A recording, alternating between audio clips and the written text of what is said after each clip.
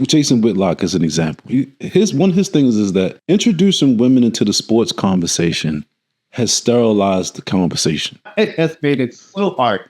People have stopped even trying. And like, to me, that is a super disrespectful thing for women to do to themselves.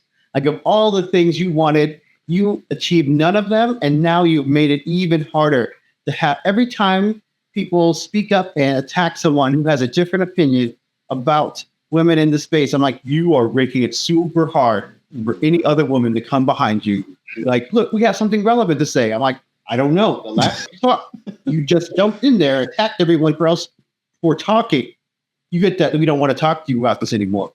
Well, we have just as much relevant opinion. Maybe you do, but the last time I opened my mouth, you jumped down my throat.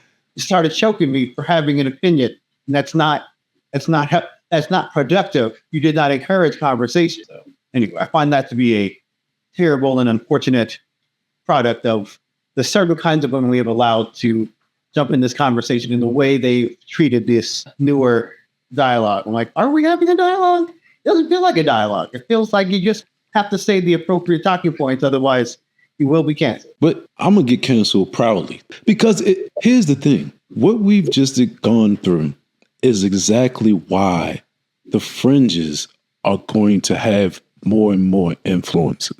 Because the middle of the conversation is getting less and less related to reality, and that fringes remind us more of reality, even though it includes things that may or may not be necessary or essential. Yes, right? Because at least the fringes are applicable. We can understand their context. We know this person cares about this because of some other concrete thing. Whereas a lot of other people are just like, who knows what could happen? It's just straight. To take everybody's opinion into account.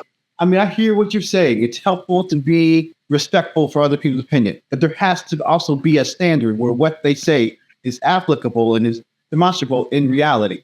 If it is not, then the words they say cannot be validated. And if I cannot validate it, then technically it's already wrong. Who knows? No one can tell me it's right because we don't have a standard. We need to have some shared standard to have this conversation.